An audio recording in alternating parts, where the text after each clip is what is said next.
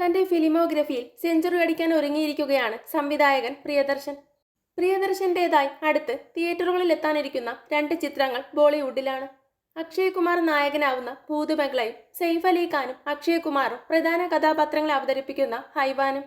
കരിയറിലെ 100ാമത്തെ ചിത്രത്തിൽ മോഹൻലാൽ ആയിരിക്കും നായകനെന്ന് അദ്ദേഹം നേരത്തെ പ്രഖ്യാപിച്ചിരുന്നു.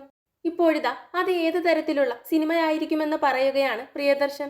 100ാമത്തെ ചിത്രത്തെക്കുറിച്ചുള്ള ചോദ്യത്തിന് പ്രിയദർശൻ നൽകുന്ന മറുപടി ഇങ്ങനെ: എന്റെ ആദ്യ സിനിമയിലെ നായകനാണ് എന്റെ 100ാമത്തെ സിനിമയും ചെയ്യുന്നത്. അത് ലോക ചരിത്രത്തിൽ ഇതുവരെ സംഭവിച്ചിട്ടില്ല.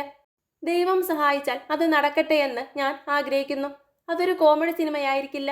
അത് ഞാനിപ്പോൾ അനൗൺസ് ചെയ്യുന്നില്ല. പക്ഷേ അത് സംഗീതത്തെ അടിസ്ഥാനമാക്കിയുള്ളതായിരിക്കുമെന്ന് ഞാൻ കരുതുന്നു, പ്രിയദർശൻ പറഞ്ഞു. 2027 ചിത്രീകരണം പൂർത്തിയാക്കുന്ന സിനിമയായിരിക്കും ഇതെന്നാണ് മുൻപ് ഒരു അഭിമുഖത്തിൽ പ്രിയദർശൻ പറഞ്ഞിരുന്നത്. എന്നാൽ ഈ വർഷം തന്നെ അത് സംഭവിക്കുമെന്നാണ് അദ്ദേഹം പറയുന്നത്. ബോക്സിംഗ് പശ്ചാത്തലമാക്കുന്ന ഒരു സ്പോർട്സ് ഡ്രാമയ്ക്ക് വേണ്ടി മോഹൻലാലും പ്രിയദർശനും ഒന്നിച്ചേക്കുമെന്ന് 2021 റിപ്പോർട്ടുകൾ എത്തിയിരുന്നു. മോഹൻലാൽ ബോക്സിംഗ് പരിശീലിക്കുന്ന വീഡിയോകളും ഈ സമയത്ത് സോഷ്യൽ മീഡിയയിൽ പ്രചരിച്ചിരുന്നു. എന്നാൽ 2021 ഡിസംബറിൽ പുറത്തെത്തിയ മരക്കാർ അറബിക്കടലിന്റെ സിംഹം പ്രതീക്ഷിച്ചിരുന്ന വിജയം നേടാതെ പോയതിന് പിന്നാലെ മറ്റൊരു മോഹൻലാൽ ചിത്രം ഉടൻ പ്ലാൻ ചെയ്യുന്നില്ലെന്ന് പ്രിയദർശൻ പ്രതികരിച്ചിരുന്നു.